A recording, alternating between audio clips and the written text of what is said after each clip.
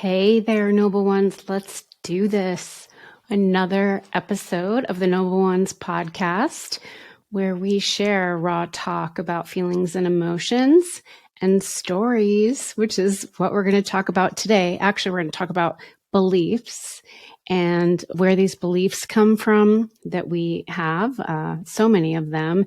And then what do we do when we want to actually reframe a belief, when something that we've thought for a long time just doesn't serve us anymore.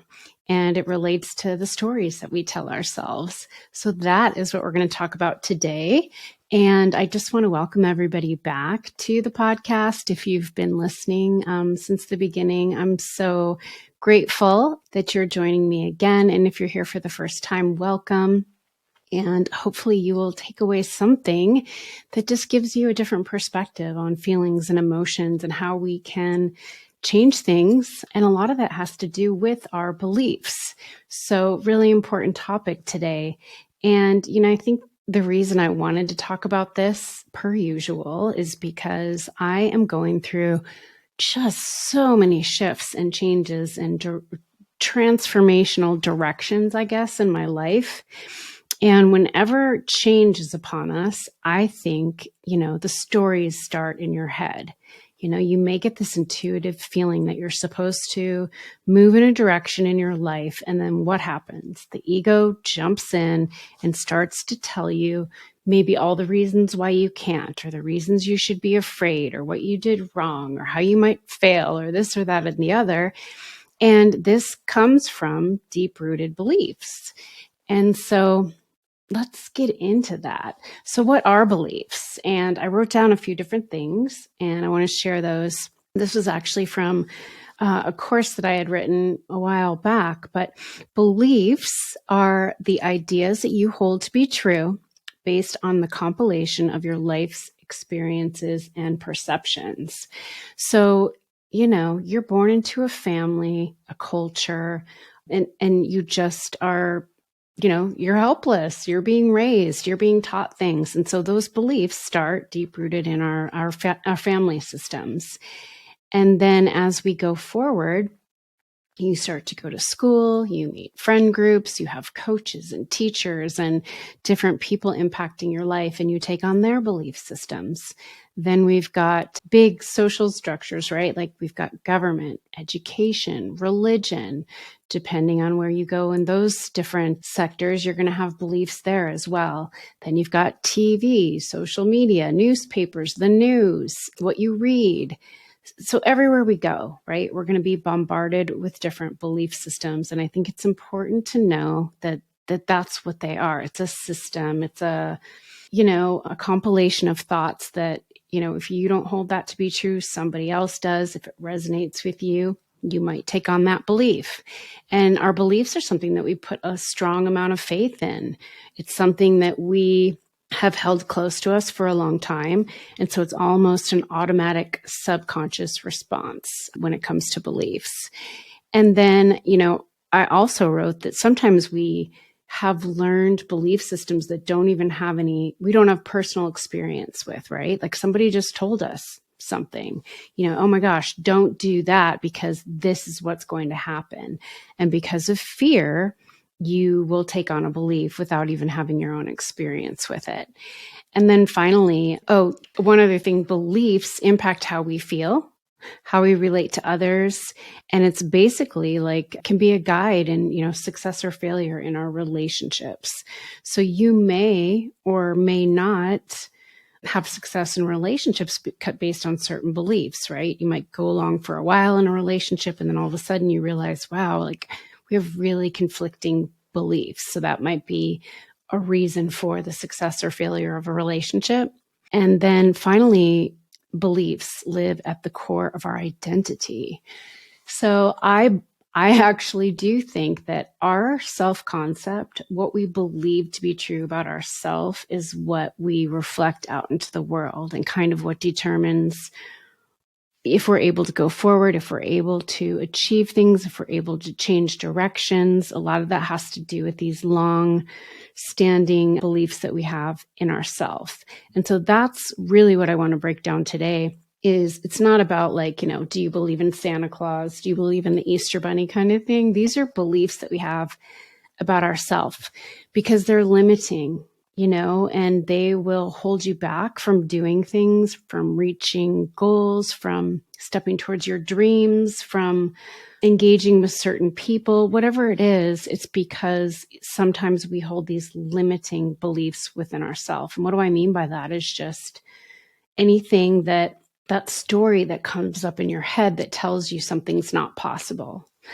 And, this is funny because I can think back, this is just a funny example, but my dad, from as young as I can remember, he always got a parking space up front, no matter where we went, whether it was like the hardware store, or his church, the grocery store, or like the giant football stadium, right? Anytime we went anywhere, he always got a parking space up front, and we would laugh about it. But later in life, as I learned about how much our thoughts and our feelings and our beliefs actually do create our reality, it was the fact that he had so much belief that, everywhere I go, everywhere I pull up, I'm going to get a front row parking spot. So of course I started to do that too. And, that's something really simple. Like that's not a hard belief to change. But now I joke about it with girlfriends. Like if we're going to go meet for dinner, we're going to go to a happy hour or something like that, and they'll say, oh, we're not going to get parking, or, it's going to be really crowded. We should make a reservation. I'm like, oh, but what do we believe? If you actually believe, no, it's not going to be a problem. We're going to walk right in. There's going to be a table. There'll be a few seats at the bar, and we're going to get parking up front. It's possible, and it works. I've tried it. So try it with something simple like that. But anyway, that's just an example of the power of your beliefs. So when it comes to our emotions and our feelings and what we believe about ourselves, I think one of the best ways to really analyze that is to notice the self-talk. When you're up against a challenging situation, what does your head say? What is that story that starts to go off? And I can think of another example recently where I have a friend who is started dating again. And so it's really been fun to kind of walk through this process with her and, get well, he said this, or he was like that, or this is what happened, or what do you think about that? But what I've noticed and what we laugh about is the stories that we make up. And when we break it down, we always go back to, well, why are you making up that story? And it always comes from these beliefs in the past that are linked to, well, unworthiness or perfectionism or judgment or whatever it is. You can always root or go back to the root, which is some belief. And then you ask, is that even true? And usually the answer is no. Like 99% of the time, the stories that we make up in our head based on our beliefs, not even true. So, we've got, like I said before, we've got the family, we've got schools, we've got the news, we've got church, we've got government institutions, we've got everywhere we go, people that are bombarding us with their belief systems. So what happens when we want to change it? How do you actually change a limiting belief? Well, number one, you have to become aware of it. Is there something that is keeping you from stepping forward into maybe a different direction? I use these examples all the time, but they're pretty major. And I do feel like people get stuck in these things, like when it comes to people that are in certain jobs, and they know that that's not what they're supposed to be doing. They're collecting a paycheck, but they've got like this passion to do something else. And they don't change or shift directions because the belief is, what if I fail, or I don't know anything else, or what if I'm not supported, or what if I don't make enough money? Those are all belief systems. How are you going to know until you try, right? Or it could be, relationship things. When you're wanting to transition out of a relationship, or you're questioning if somebody's right for you in a relationship, you'll go through all these stories in your head to determine if what you believe is true. And sometimes I feel like, just stepping into something to almost prove the point to yourself. So if you have a limiting belief, one of the best ways I think to get rid of it is to do the exact opposite. I notice also with me, and I think this is true, if you have any kind of a competitive spirit, when someone or something tells you or makes you feel like you can't accomplish something, it actually empowers you to do the opposite. So, that's one way to change a belief is if somebody says, oh, there's no way you're ever going to do that. Or, yeah, that's not even possible. And then all of a sudden you feel like this energy come up inside of you where you're like, oh yeah, you think I can't do that? Like, watch me. I kind of have that ingrained in me, a little bit of this competitive nature where I want to kind of prove a point. And I don't think it's so much about proving it to other people, but it's like when somebody questions my belief in myself, it empowers me to want to go out there and show myself that, yes, I can do it. And if that trigger comes up of like, wow, they didn't believe in me or they're questioning me on any level, that's a way to become aware and get curious about what you actually believe about yourself. Because if you're getting triggered by someone insinuating you can't do something or you can't accomplish something, again, that's your emotion and you have to question what that belief is within yourself. So awareness, right? I say this in every podcast and probably every conversation, but the awareness of anything is everything. I think that's a quote, right? The awareness of, what did I just say? The awareness of anything is everything. Your awareness. So I did this little activity about, changing or reframing a belief. And I called it the royal reframe because of noble one being, nobility. But before I do that, I want to give you this example. And this is where a lot of my, I hate the word trauma, but it is what it is, came from growing up is, my relationship with my brother being tumultuous, him not necessarily liking me as a human being. So me telling all these stories about myself based on my relationship with him. And then also like my parents, were always having to deal with him and kind of his negative shit. So they thought, well, she's fine. And of course I was being the perfect child. So they didn't think I had any emotional needs. So I've talked about that before, but kind of broke this down. So my experience when I was young was my brother just teasing me, right? Criticizing me, kind of like, you expect with siblings, but to the point where like, I don't know, I just felt like we didn't have a loving relationship as brother and sister. And I wanted that so bad, right? Just being this sensitive younger sister, I wanted my big brother to like me. So it was like him criticizing me, putting me down, calling me names, teasing me, things like that. So that was my experience growing up as a little kid. And so what were the beliefs that I took on because of that? And they were things like, I'm not good enough, I'm unworthy, I'm unlovable, I need to worry about what other people think of me, because if he doesn't like me, then obviously other people must feel that way too. And although these things weren't true, as a little kid, we don't have the tools. We don't have the emotional awareness at that time to process through any of this stuff. So you just take it on. You just develop your own perception of what's going on. So those are the beliefs that I took on about myself. And again, like without having learned any of this, which is why we talk about it here on the podcast and, all these self-help gurus and books and everything out there about learning how to process our emotions, therapy and whatnot, is we didn't learn this stuff. Okay. So then we go forward and we're carrying all of our beliefs with us. And now we start to interact with life. And for me, the biggest place where I saw my limiting beliefs come up is in relationships, and specifically like loving relationships. Lately, it's been even friendships have been challenging for me, but that's because I think I'm starting to have boundaries and realize that it's okay for me to feel how I feel. But I didn't used to be like that. It was always like, I got to get along with everyone. I have to avoid conflict at all costs. So it doesn't matter what I believe, just go out and be the people pleaser and make sure that you're constantly avoiding conflict and making sure that everybody else is okay. and not yourself.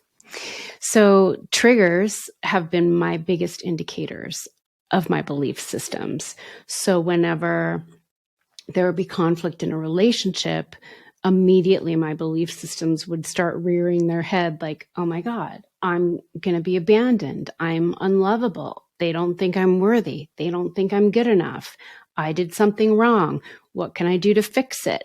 And even though sometimes, and I'm not saying, relationships they can be 50-50, 80-20, 10-90, they ebb and flow. But you always have, the only thing that you control is your responsibility in the relationship, right? So I was always thinking everything was my fault, even though sometimes I knew, like intuitively, that I think this isn't feeling right for me, but my beliefs would always make me twist it and turn it around back on myself. So yeah, my thoughts would be, I'm not good enough. I'm unworthy. I'm unlovable. They're not choosing me. I did something wrong. There's got to be a way to fix it. I couldn't ever just allow conflict or allow feelings to be feelings because of these subconscious limiting beliefs that I had about myself. So that's that's my biggest personal example. And I'm sure you can think of some too. Like think back to your relationships, whether growing up usually is where they're going to stem from. It's going to be parents or siblings or the home that you grew up in, or maybe some trauma that you dealt with is what established these belief systems in your life. So now let's talk about how do we reframe it? And so the royal reframe, and you guys, if you want to grab a piece of paper, you can write this down or you can listen to it back, or you don't even have to use these words specifically, but it's recall, recognize, release, and recreate. That is what the royal reframe is. So let's walk through that. So recall.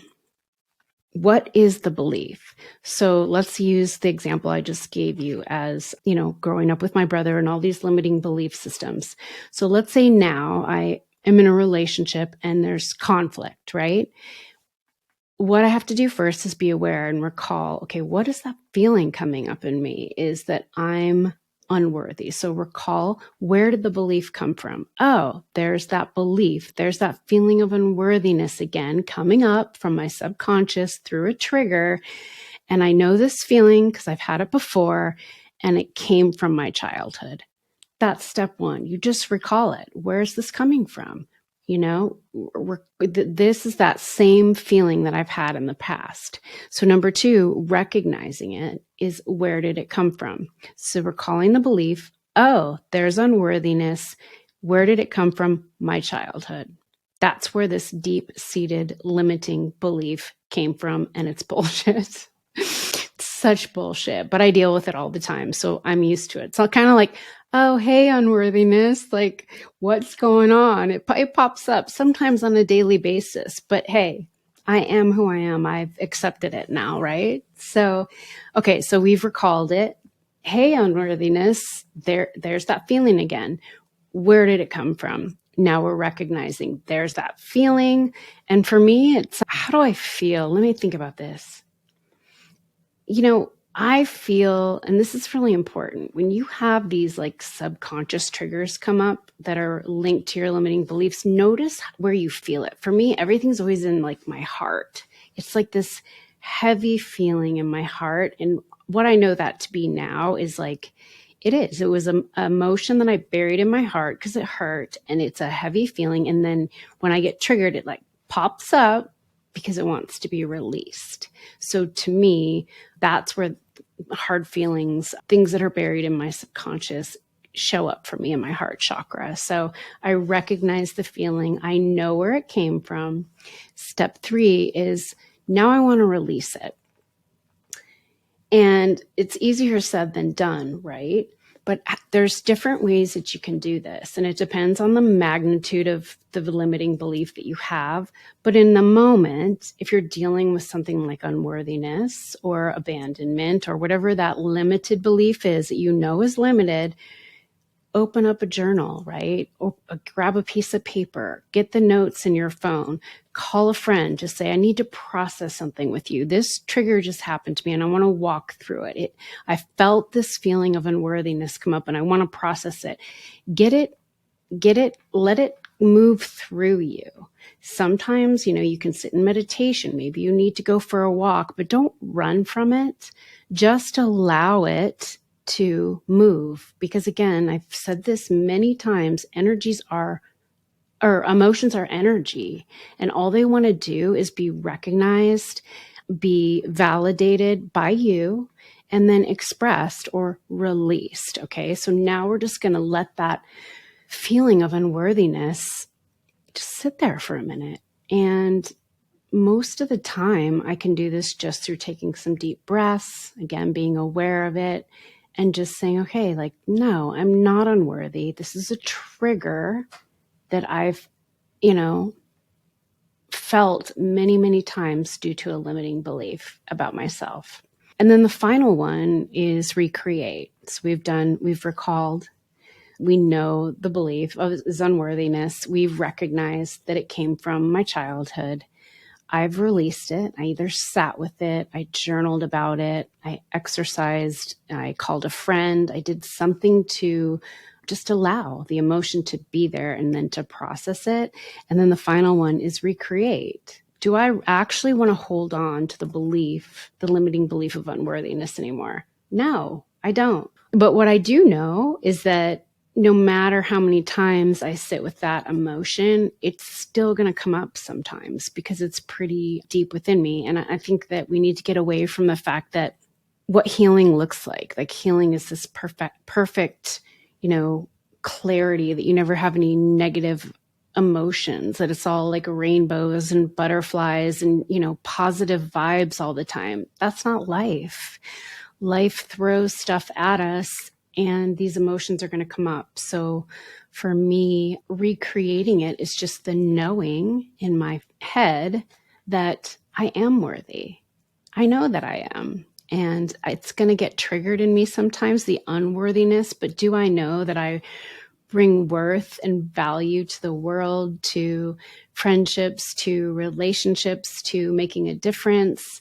Whatever it is I do on a daily basis, taking care of myself or others, is that worthy? Yes. And actually, we're worthy just because we exist. Like you just being on planet Earth, you're worthy. So it's like you accept it. And then if I wanted to reframe it, which is this whole activity, it's a reframing activity, I come up with a few different things to just kind of neutralize it. So, I'm feeling unworthy. So what are 3 different beliefs that I can use to kind of neutralize that? I am worthy. I am lovable. I am powerful. And then I can walk through scenarios and remind myself of things that I do really well. And in the case of like relationships, because that's where, my biggest triggers are, am I unworthy in relationships? No. I'm a great communicator. I'm able to understand people's emotions. I'm able to have compassion for people. I love to laugh. Like I can start to list off all the things where I provide worth in relationships. So you guys see where I'm going with this. It's just a process of reframing the limiting beliefs, which you do through your awareness. And to review it again, you're going to recall it. There's that feeling again. You're going to recognize where it came from, which is usually going to be childhood, or it could be some event that really just had a huge impact on you. Another example would be like when my brother passed. It was so, I can't even describe how I felt inside. It was just like this explosion of like grief and loss. And I was only able to process it so much. So now when I get triggered by grief and loss, which could be a number of different ways, that feeling comes up and I just recognize it. Oh, wow, there's grief again. There's that feeling of loss, and it feels really heavy because of the magnitude of that one event. That makes sense. So then you're going to release it, which is just accepting it, acknowledging it, and then expressing it by processing. And then you get to recreate it. And, if it's not serving you anymore, then come up with some phrases, come up with some affirmations, come up with, some things you can write down that do the flip of what that is that you know to be true. So you guys can see how I didn't really know that I would get into unworthiness, but it makes sense that I would talk about that as an example. But our beliefs are really, really powerful. And when it comes to emotional beliefs, I think that's where the deep work lies. That's where the inner work lies, because you can believe, externally things here and there, but those aren't the things that, you're focused on a daily basis. And notice it. Just become more aware, right? Like when something comes up and you hear that negative self-talk start to go off in your head, either about yourself or maybe a judgment towards that other person, sit there and ask yourself, well, what's that belief coming from? Where did that self-talk, or where's the story that I'm creating in my head being established from? It's a deep-rooted belief. So I hope you guys can take away something from this and really start to bring into awareness, your own beliefs. And there is nothing that can hold you back. There's nothing that is stopping you from having your best life, from creating the reality that you want.